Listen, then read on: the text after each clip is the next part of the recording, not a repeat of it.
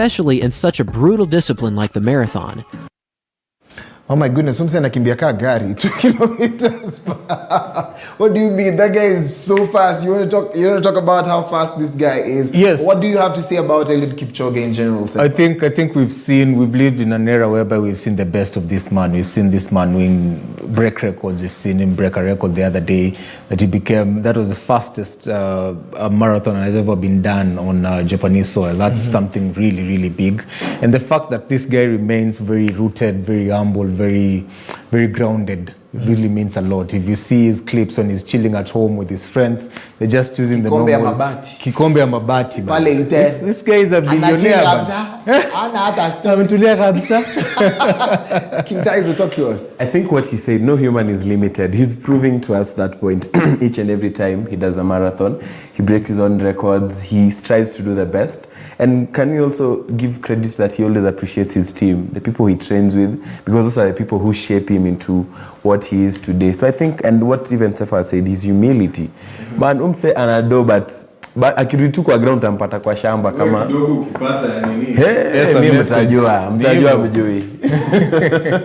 But talking about the truth, because there's a late marathoner who would do some crazy things, such as akifika pale marketplace, he would just tell wamama, wake up tomatoes, zipangeni kwa line, then he just uses his V8 to step on them and then pays them as a form kuonyesha niko na kakitu, but he passed on. And it's quite sad how people decide to celebrate, but he makes silent entries into the country. He receives international and national awards even in silence. By the way, humility is God-given. Ngekwa Eliud Kipchoge, and that's then he can't nakimbia. I think I'd have just done the 159 Ineos and I'm done, you know. But we say congratulations to him, and of course for being such a great role model. Not by choice, it's by design that he is a role model, and he's just stepped up on the marathon, and I think he's gonna win some more. Speaking of which, the next story is quite sad. This week we had an incident at Forest Road. Now, this incident involved a young lady who was allegedly assaulted. Now, there is the word alleged, but in true sense, if you saw the clip, you must be agitated by now. This is a personal statement as Brian Aseli. I do not condone any form of assault. I do not support any form of violence. And I think what happened at Forest Road was utter wrong. It was not supposed to happen. It is not supposed to happen to anyone. And I'm actually quite done with people who say, what if it could have been your sister? It could have been your brother. It could have been your aunt, could have been your relative. No, let's not deal with proximity to danger or proximity to assault or proximity to just discomfort. Let's not deal with that. Let's deal with the humane side.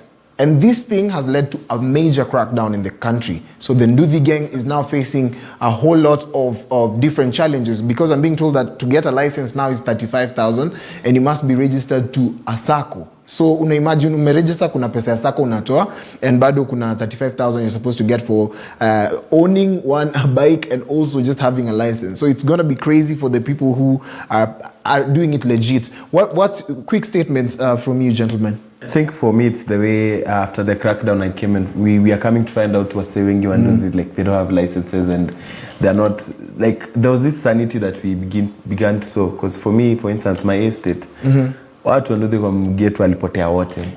So it was very interesting, but we really needed to return that sanity in the sector. And it's unfortunate even private motorbike owners are suffering for this, because I saw one lament on social media that why. Because they are good guys. Yeah, they're actually good guys. So some are suffering because of that. But I think now, from now henceforth, there'll be that sanity back in the industry. Well, when an industry goes unchecked or unmanned, they tend to get out of way. And I think that was what was going on. The industry ilikuwa go crazy. It was chaotic. Anytime you'd see a robbery, they would use Nduthi because it's the fastest way to get away.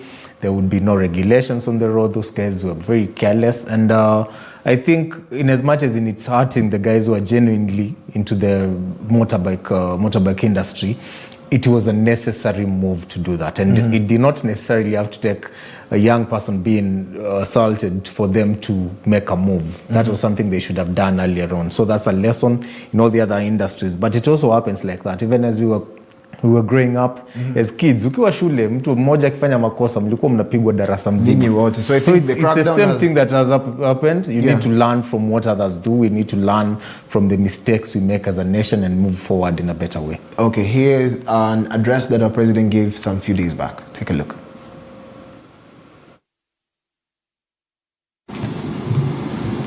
I must at this stage refer to what was referred to here.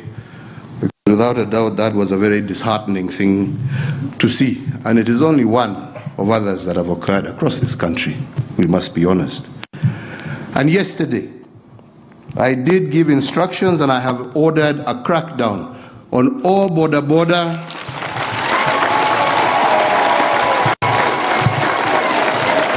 operators starting here in Nairobi and moving across the country. And the reason I have just chosen just to pause, just to refer to this, is because I know with this, and because we're in the silly season of politics, there are some out there who will go out and start saying the government is harassing small traders, small business people. There is nothing further from the truth. Yeah, so it affects everyone. And moving on to the next story, quite devastating. He thought it was a joke, but then this is a joke gone bad. His name is Stephen Kasolo, a gospel musician who this week went viral for the wrong reasons. And I believe that the person who was recording this was the mother of the child. Now, Stephen Kasolo has a daughter called Shine. And in this video, in a video that went viral, he talked about how nitakunyonga. Nitakunyonga means I'm going to strangle you, I'm going to kill you, and yeah, that's what happened. So when this was taken to the public, scrutiny began from the minute go. Okay, we're going to argue about two different types of parenting, but Stephen Kasolo did an apology on his YouTube page. Take a look. I want to apologize na niseme watu walini misunderstand. Maana huyu mtoto wangu, I thought it was a joke. Na nilipofika kwa nyumba nikaona analia akiniambia daddy I love you. Sikujua ni nini anafanya. Nilipo realize amevunja chupa, kumbe ndio maana alikuwa analia. So I just took it as a joke, na mimi imagine nikasema hiyo video irekodiwe. He took it as a joke. So I don't know what you think about this, because some people argue that it is wrong for you to use such words to your child. It's abusive. Now, there's another school of thought who are like, that's how our parents have talked to us, like throughout, like growing up. For me, personally, I feel like, yes, there is that part where he said, ntakunyonga. But was it the intention really? And does it mean that whether that was the intention or not, that it causes damage to a young human being, and then later on they grow up with pain and think that that's how you should handle your children? Sefa? Well, everybody has an opinion on how to raise kids, and especially when you go to social media, on Twitter, you find everybody, don't do this, this is the right way to raise kids. But I think we need to stop trying to do mass parenting. There's nothing easier than to raise mtoto mwenye una. When you're raising a kid on social media, it's very easy.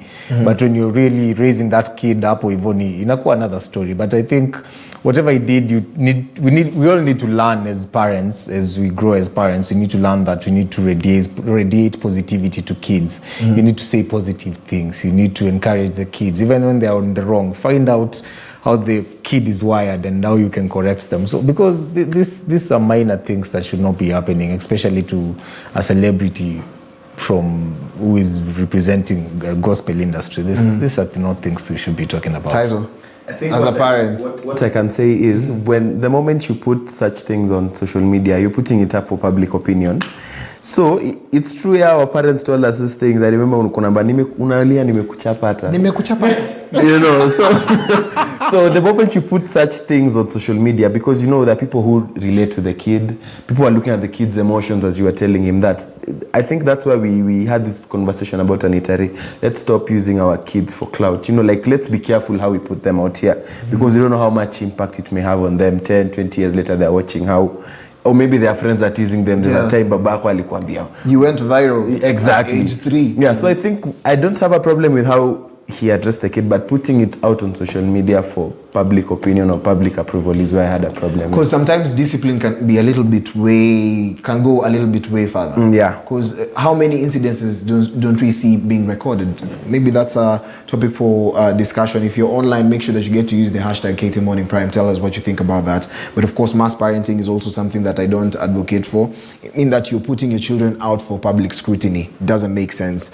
Moving on to the next one. Former Nairobi governor Mike Sonko back on the news. This time round, Sonko was just chilling over there, perambulating, having a good time. Then the US woke up and said, "You're not allowed to come to the US." This is how KTN News captured the story. Embattled former Nairobi Governor Mike Sonko's woes continue to deepen. The United States government has barred him and his immediate family members from traveling to the US. Today, U.S. Secretary of State Antony Blinken is announcing the public designation of former Nairobi Governor Mike Sonko Gideon Mbuvi Kioko due to his involvement in significant corruption. This designation renders Mike Sonko and his immediate family members ineligible for entry into the United States.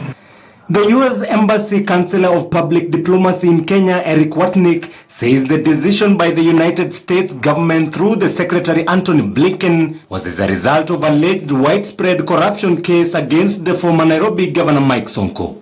The United States will continue to use all tools available to combat corruption. Okay, first of all, this time around, I just feel like it's the force of nature. It's this force of nature against Mike Sonko. What's your take on this? Do you think he cares about whether he's allowed to go to the US or not? Guess whose daughters can't attend Coachella? Mike Sonko's children. They have the ability. They actually do those trips, right? But see, the immediate families, they've been bad. So yes, the kids. But I'm saying they have the ability to actually go to Coachella, but now the kids done. I see. No, by the way, when you follow those corruption allegations, at some point the kids were involved. Like those, it was nastashiwa kwa in their accounts. But I think it's all, and then I'm even there's a kid Sonko adopted. I think the one who had that guy. We pia mingizo kwa mix. Oh yeah. The boy was just chilling. Yeah, I mean, I was just adopted. So do you think Mike Sonko cares or he doesn't really care? He has other countries to go to. As long as Dubai and well, I don't know. Maybe he has businesses in the United States. That's why he's been banned from going to the States. But I don't think that it really affects that much. Personally, I'm an advocate of people staying in the African countries, so I wouldn't be the best person to say whether he cares or not. But I think the best thing to do is just appreciate your country. Because like Kenya, we appreciate him. He has cases going on. Okay, I don't know why you changed this story from the big ban to trade, but I think people have opinions. So Mike Sonko has been banned from entering the US, and I don't know what you think about that. Personally, if I was banned from going to the US, I wouldn't feel bad because I don't go there often. But there's some people who have to go to the US almost every month or every year because of their businesses. And I think that Mike Sonko this time around has received a big slap from the US.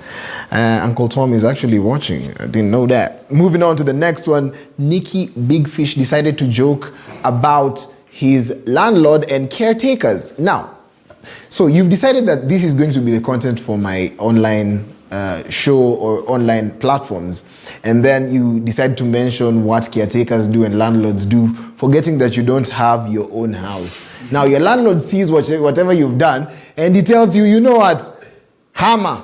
Here is how Nikki Big Fish decided to do his comedy, and then later on you'll see an eviction notice. Take a look. Mtazamaji, hawa ni watu ambao wanaitwa katika lugha ya mtaani wanaitwa caretaker. Ni watu ambao unaweza kuwa unataka kulipa kodi, unawapatia, unampelekea landlord. Hawa ni caretakers. Mpenzi mtazamaji, na ukichelewa hata siku moja wako na tabia mbaya sana, wanakufungia nyumba. Wanakufungia nyumba kama umechelewa siku moja. Acha nisikie maoni yao kabla watoroke, kwa sababu wamezoea kutoroka wakishafunga nyumba ya mtu. Acha nisikie maoni yao. Sina maoni yote. Toa maoni. Mbona mnafungia watu nyumba alafu mnatoroka? Nani simu Nani anatoroka? Mbona mnafanyanga watu hivyo? Nani hao? Basi mpenzi mtazamaji, umeweza kusikia hata saizi wako hapa ni watu ambao waliweza kufungia watu manyumba sana. Angalia anatoroka, mpenzi mtazamaji, anatoroka. Hivyo ndivyo wakifungia mtu nyumba wanatoroka.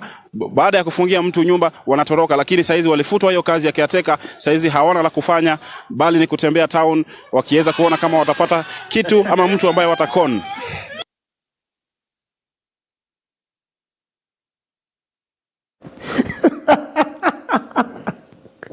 Okay, first of all, Nikki Big Fish is my friend. Nikki has now been forced to move out of his house, and yeah, he's now been making memes and jokes about how he's counting down. Like alipatiwa 30 days, he's maybe 25 days, 24 days for him to get a new house. And then that notice, there was an exchange on WhatsApp between him and the caretaker. Caretaker amemwambia ujinga upeleke wapi?